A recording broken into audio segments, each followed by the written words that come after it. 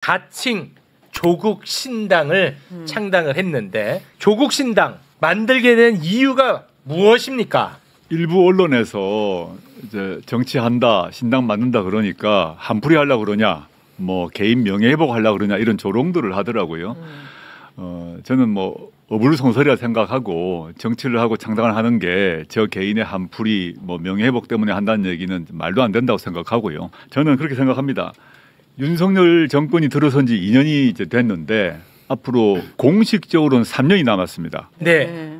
그런데 앞으로 이 상태로 3년이 계속되게 되면 대한민국이 어떻게 될지 모른다라는 저는 걱정을 갖고 있고, 여론조사를 보게 되면 65% 또는 70%까지 윤석열 대통령의 그 국정 운영에 대해서 반대를 하는데 네. 그 중에서 한 55% 정도가 항상적으로 매우 반대를 합니다.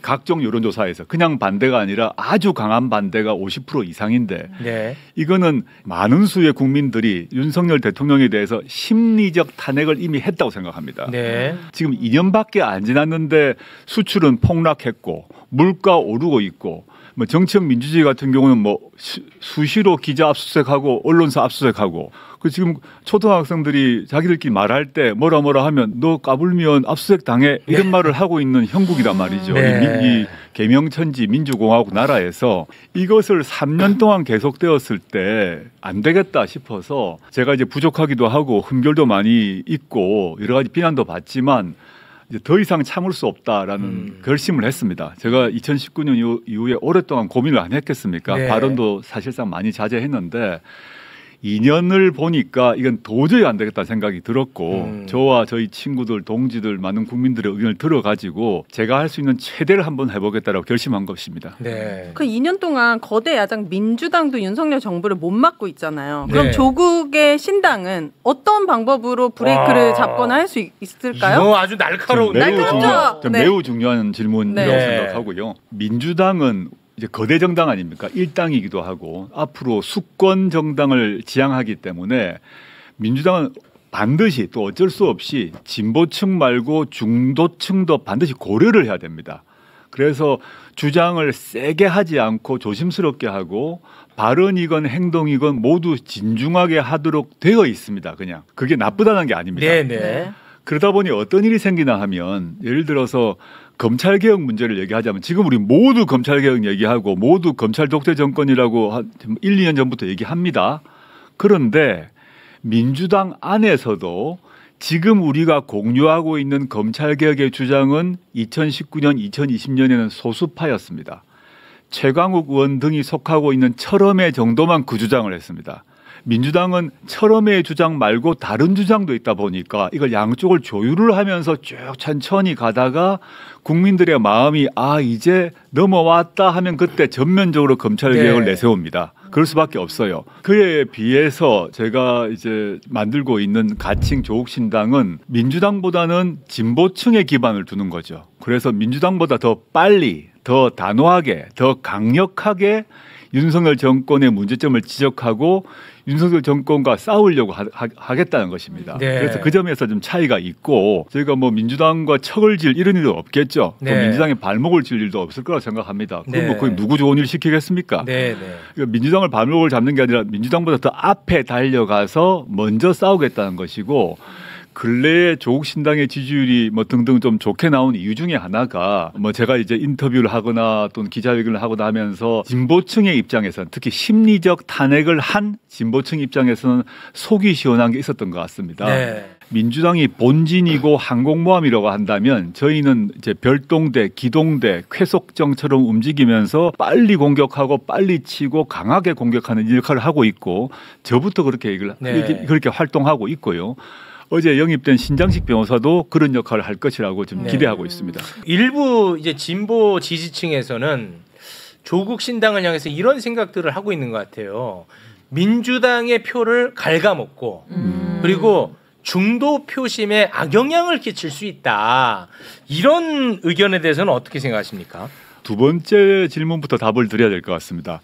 중도층 표심을 갉아먹는다라고 하고 이제 왜냐하면 저희 조국 신당의 지지율이 여론조사에서 최근에 발표된 몇 개에서 좋게 나오고 있지 않습니까? 15%가 넘은 경우가 있어요. 네, 뭐 17%까지 오르고 있는데 그러니까 이게 민주당 거 가져가지 않느냐라고 얘기할 수 있을 것 같습니다. 네. 근데 거기에 지역별 또는 연령별 실제 표를 잘 보시면 확인될 수 있는데 제가 이제 전국을 돌고 있고 어제 같은 경우는 서울시당 6개 시도당 대회를 했습니다. 거기서 실제 조사를 해서 물어봤는데 어떤 걸 제가 질문을 했나 하면 지금까지 정당 당적이 있었던 분이 손을 듭니다. 네. 그럼 탈당하셔 오신 분이 있겠죠. 네. 근데 한 번도 지금이 이제 조국신당 가입이 처음이신 분 하면 그분들이 반 이상이세요. 즉 민주당에 포괄되지 않았던 사람들입니다. 네. 그리고 지역에서 제가 순회를 하면서 사람을 만나면 저한테 먼저 인사를 와서 뭐 도와주겠다거나 입당하겠다고 하는 의사표시를 하시는 분들이 통상 말하는 진보층이 아니라 정당 가입한 적 한 번도 없어요. 네. 그런데 이분들이 와가지고 저를 보고 조국이란 걸 확인하고 나 당신 도와줄게 이렇게 얘기를 하세요. 저는 이게 이제 중도층을 뺏어가는 게 아니라 오히려 민주당의 포괄 범위 바깥에 있었고 정치에 무관심했고 정치 저관여층 분들이 저희한테 오고 있습니다. 어떤 열망에 의해서 움직이는 거죠? 조국신당에 들어오는 분들을 저희가 조사를 해보면 한편으로는 검찰개혁이든 언론개혁이든 또 윤석열 정권과의 싸움에 있어서 아주 강하게 싸우기를 원하는 한 그룹이 있고요. 네. 또 한편으로는 그런 관심과 다르게 정치 저관여층인데 또는 과거에는 무관심층이었는데 조국 또는 그 가족에 대한 수사에 대해서 불만을 가지고 다른 거는 모르겠지만 이건 도와줘야겠다는 그런 심정이 겹쳐져 있습니다. 네. 첫 번째 이제 민주당과의 관계가 있는데 저는 일관되게 그 창당 선언할 때부터 뭐라고 말을 해왔나 하면 지역구에 있어서 반드시 1대1 구도를 만들어야 한다는 얘기를 강조하고 있습니다. 호남이나 영남 같은 경우는 모르겠습니다만은 수도권 같은 경우는 뭐 200표 차로 당락이 난단 말입니다. 그래서 저는 전체적으로 봐서 아까도 말씀드렸지만 민주당이 범진보 진영의 본진인데 잘 돼야 되는 거죠. 그러면 조국신당에 표를 주게 되면 범진보 진영의 손해냐? 네. 저는 그렇게 생각하지 않습니다. 지금 보면 과거의 이제 경험을 우리가 돌아봐야 되는데 과거 민주당 주도로 더불어 시민당을 만들었습니다. 그리고 독자적으로 열린민주당이 만들어졌습니다. 네. 열린민주당은 결국 합당을 했습니다.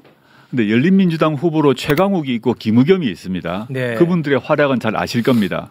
근데 더불어 시민당을 통해서 국회의원이 되셨던 분 중에 제가 기억하는 분은 얼핏 한 사람은 용해인입니다. 열심히 싸우고 계신 것 같아요. 좋은 분이신 것 같고 그런 분 많이 모셨으면 좋겠고 다른 한 분은 누가 기억이 나나 하면 조정훈이라는 사람입니다. 네. 이분은 조정훈이라는 사람은 민주당 주도의 더불어시민당 통해서 국회의원 됐어요. 네. 그다음에 어떻게 된지 아시죠? 네. 제가 드리는 말씀은 현재 민주당 주도의 비례정당에 속한 사람이 무조건 잘할 거고 조국신당은 못할 거다가 아니라 라인업을 봐주시라는 겁니다. 예, 평가해달라. 지금 윤석열 검찰 독재 정권과 누가 더 잘 싸울 건가? 네. 그리고 윤석열 검찰 독재 정권을 종식시키고 난 뒤에 민주주의 회복 문제라거나 민생복지 회복 문제라거나 과학기술 문제 지금 엉망진창인데 누가 회복시킬 것인가를 보고 라인업을 보고 평가해달라. 그쪽이 더 나오면 하면 제가 윤석열 정권하고 아부하고 살겠습니까? 한동훈 장관하고 타협하고 살겠습니까? 저는 그렇게는 못 삽니다. 네. 제발 부탁인데 결백주의 정치 좀 하지 마시라. 네, 알겠습니다. 계속 일관됩니다. 네. 나는 그게 속 터지나 봐요. 명심하겠습니다. 네. 그래서 또 조국이 이런다. 비례대표 순번을 정해. 네. 나는 정치 혁신 없으니까 저 끝순위 9번이나 10번 할 거야. 완전 김새는 거예요. 조국 1번, 신장식 2번. 남자는 짝수, 여성이 예뻤습니다. 그게 법이라면 네. 1번 이지선. 1번 이지선. 그다음에 환영합니다. 조국 신장식 맨 앞에 있고 한 명이 더 추가돼 누굴지 몰라. 네. 그 사람이 단 한 번도 그런 의사를 밝힌 적은 없으나 내가 지금 사례를 들게. 아니 또 그분하고 사례를 들게. 협조도 없이 말하면 어떻게 해요? 아니야 그냥 말해도 돼. 안진거리야. 땅깨야 땅깨. 알겠습니다. 이 사람이 품격이 있다거나 정책 연구가 얼마나 되는지까지는 모르겠으나 투사. 투사. 이 상황의 절박성 이걸 빨리 이 체제를 종식시켜야 된다는 절박성에 모든 걸 걸 수 있는 사람. 네, 너무 급하다 지금. 네. 네. 그래서 그런 사람 한 10명 당선시켜서 네. 원내 진입해서 매일 국정조사 요구하면서 1년을 들이치면 1년 안에 사임시킬 수 있어요. 네. 공무원 조직 붕괴된다고. 알겠습니다. 조국 신당의 필요성에 대해서 하나 좀 추가하고 싶은 게 뭐가 있나 하면 많은 분들이 이제 민주당으로 다 정리되면 좋겠다 생각할 수 있는데 이게 중요한 점을 많이 까먹고 있는 게 민영배 의원이라고 있지 않습니까? 네. 아주 잘 싸우시는 분이고 민주당. 네, 민주당 민영배 의원인데 민영배 의원이 갑자기 탈당을 했습니다. 네, 탈당을 했다가 나중에 복당을 했습니다. 맞습니다. 이 이유를 대부분 모르세요. 현행 국회법상 상임위에서 좋은 법안을 통과시키려면 민주당이 아닌데 진보적인 정파의 사람이 반드시 한 명 있어야 됩니다. 네, 근데 민영배 의원이 열린민주당이 거기 있었다면 아무 문제 없어요. 민주당 말고 국민의힘 말고 다른 단체에 속한 무소속이든 제3당이든 근데 그게 지금 현재 법입니다. 바꿀 수가 없기 때문에 민영배 의원이 어쩔 수 없이 탈당을 해서 무소속이 되고 그다음에 무소속 몫으로 그 자리에 들어가서 민주당과 표를 합해서 법을 통과시켰습니다. 이 말은 지금 많은 분들이 조국 신당이 왜 그럴까 하는데 조국 신당은 앞으로 국회에 들어가게 되면 이건데 전 10명을 목표로 하는데 상임별로 한 명씩 들어가지 않겠습니까? 민주당 의원이 탈당할 필요가 없는 겁니다. 네. 오히려. 지금 민주당 의원이 탈당했다가 민영배 의원은 복당시킬 때 아주 골치 아팠어요. 그래서 그 꼼수 탈당이라고 비판 많이 비난 받았죠. 엄청나게 받았어요. 네. 그렇게 할 필요가 없는 겁니다. 네. 그러니까 민주당은 아니나 진보적이고 개혁적인 분명한 컬러가 있는 사람들이 필요한 게 현행 국회법이고 그래야 국회에서 진보적이고 개혁적인 법안을 통과시키기가 용이합니다. 네. 이거를 많은 국민들이 모르고 계셔서 네, 네. 이거 조국 신당 필요 없이 민주당만으로 하면 법안이 통과 잘 된다 이게 아니란 거가 많은 분들이 모르고 계셔서 제가 강조드리고 싶은 거고 네. 김갑수 선생님 말씀하실 때 제가 그 공감이 되는 게 이제 민주당은 지금 뭐 공천 문제 때문에 시끄럽기도 한데 그런 과정에 있어서 저희가 대신해서 싸우는 것도 있지 않습니까? 역할을 하는데 제가 뭐 민주당이 빨리 공천 문제 극복하고 잘 되길 바라는데 그런 분란 과정에서 각 당별 상황이 다르니까 저희가 지금 열심히 싸워서 또 전선을 유지시켜 주는 게 있고요. 그다음에 이제 총선 이후에 저희가 열석이 되어 가지고 각 상위별로 다 들어가게 되면 맹렬히 싸울 겁니다. 네. 맹렬히 싸우면 도합 200석이 안 된다 하더라도 맹렬히 싸우면 윤석열 대통령을 레임덕 나아가서 데드덕 죽은 오리로 만들 수 있다고 봅니다. 네. 왜냐하면 그때 열심히 싸워 나오면 균열이 생기기 때문에 체제에 균열이 생겨서 공무원들로부터 이미 정보가 나오기 시작합니다. 지금까지 입 닫고 딱 있다가 내부 고발적 성격의 비리를 가지고 있다가 대통령이 힘이 빠지네. 힘이 빠진 것처럼 보인 순간부터 훅 가거든요. 네. 그걸 하기 위한 이제 계기를 만들어야 되는데 그 계기를 전 조국 신당의 사람들이 뭐 저부터 네. 그렇게 하려고 하고 있습니다. 네. 그러다 보면 이제 뒤에 본진이 쭉 따라오죠. 네. 지금 조국 신당의 비판적인 시선 중에 또 하나가 뭐냐? 자녀 입시 비리와 청와대 감찰 무마 혐의로 2심에서 징역 2년형을 선고받았어요. 네. 그런데 조국 장관도 그렇고 검찰도 그렇고 다 양쪽 다 상고를 해서 대법원에서 결론이 날 겁니다. 네. 그래서 이번 총선에서 당선이 되더라도 구속될 수도 있지 않느냐 이런 이야기들이 있는데 여기에 대해서는 어떤 생각 갖고 계십니까? 그런 얘기 당연히 하실 수밖에 없고요. 저는 하급심 판결을 존중합니다. 네. 또한 동시에 제가 그 하급심 판결의 사실관계 파악과 법리 적용에 도저히 동의하지 못하는 게 있습니다. 네. 그럼 저는 또 대한민국 국민의 한 사람으로 상고에서 대법원에 다툴 또 권리가 있습니다. 네. 그 다음에 이제 대법원 판결이 언제 날지는 아무도 모릅니다. 네. 또 어떻게 날지도 모르겠습니다. 네. 제가 대법원 판결 내용을 어떻게 알겠습니까? 근데 저의 마음은 아까 말씀드렸습니다마는 3년은 너무 길다라는 마음을 갖고 있는데 이 3년을 단축시키기 위해서 제가 노력을 할 건데 대법원 판결은 언제 날지 모르는데 그럼 대법원 판결 날 때까지 제가 가만히 그냥 집안에서 책 보고 운동이나 하고 턱걸이나 하고 푸시업하고 살 수는 없다고 생각하는 겁니다. 만약에 제가 유죄 판결이 확정이 된다면 심지어 그렇게 제가 구속이 된다면 저의 후임자가 할 것이고 저의 정당이 할 것이고 국민들이 판단할 것이고요. 제 20대 시절에 국가보안법 위반으로 한번 가본 적이 있습니다. 한 네. 6개월 살았는데 가서 열심히 운동하고 나와야죠. 근데 그렇지만 대단하시네. 그 기간 동안에 저의 정당을 만든 동지들이 제 대신 역할을 할 거고 네. 또 제가 구속되기 전에 활동을 한 것을 저희 활동이나 말을 들은 많은 국민들이 공감해 주신다면 또 네. 그 국민들이 또 저를 기다려 주시기도 하겠죠. 네. 저는 그래서 그런 조건을 상정하면서 움직이지 않겠다라는 네. 것이 저의 알겠습니다. 결심이기 때문에 나온 거죠. 네, 안 그러면 그러니까, 안 나와야죠. 예, 후임자라는 표현을 쓰셨으니까 네네. 출마의 형태가 그럼 어떻게 되는 겁니까? 지역구에 출마를 하신다는 건 아닌 것 같네요. 그건 이제 결정은 안 났습니다. 아직까지는요? 사실 그거는 예. 창당이 되고 난 뒤에 당의 공적 절차에 따라 결정을 할 거고요. 네. 후임자 말이 뭐 비례 후임자를 특정해서 말을 한 건 아니고 네. 저를 대신할 사람이 뭐 있지 않겠습니까? 그러니까 저는 만약에 정말 그런 극단적인 경우를 생각하면 네. 열심히 운동하고 나와야죠. 뭐. 네. 못 읽은 책 읽고 나와야죠. 어떡하겠습니까? 아, 제가 힘이 있습니까? 그때. 네. 아니 근데 비례 47석 중에 25석을 먹는다 생각을 하시는데 하이에나 집단들이 그래요. 우두머리가 사자한테 물려가면 계속 대체자들이 나옵니다. 그 집단 내에서. 예, 맞습니다. 예. 그런데 그 물려가 있는 게 하나의 상징이 돼요. 네. 조국이 감옥에 가 있으면 조국의 존재가 지워지는 게 아니라 이 무도한 불법적 행위에 대해서 저항하는 것이 사회운동의 일환으로 된단 말이에요. 네. 그래서 오히려 당선되시기만 한다면 법에 갇히는 게 사태를 더 가속시키는 그런 작용을 할 수도 있는 거예요. 개인적으로는 들어가긴 싫습니다. 제가 야 처음으로 인간적인 대우가 맞아. 나 이런 거 보고 싶어요. 제가 물론 20대 때 국가법법위원 들어갔지만 처음이네. 그리 즐거운 경험은 아닙니다. 네. 저도 개인적으로 제가 법정 구속 되고 싶겠습니까? 이분은 맨날 입으로 나한테도 감옥 가라고 하고 맨날 아니, 근데 나는- 법정 구속 되더라도 네. 그런 각오로 그런 살겠다는 각오다. 아니, 것이죠. 저 진짜 궁금한데 만약에 예, 예. 갔다 오세요. 네, 갔다 오시면 그 다음에 정치인의 길로 들어서시는 거잖아요. 네, 뭐 그렇죠. 어떻게 되는 거예요? 갔다 온다는 게 구속? 아니, 만약에 그만해. 갔다 오면 어. 이제 뭐 피선거권이 박탈돼 박탈되죠. 있겠죠. 네. 그럼 그 기간이 끝나거나 또는 사면 복권이 되거나 이런 절차를 거쳐야 되는데 다시 선출직으로는 그 피선거권이 돌아오기 전까지는 못 나가겠지만 네. 뭐 당직을 맡는다거나 선출직 외에 정치 활동을 할 수 있습니다. 네. 네. 이지선 씨, 네?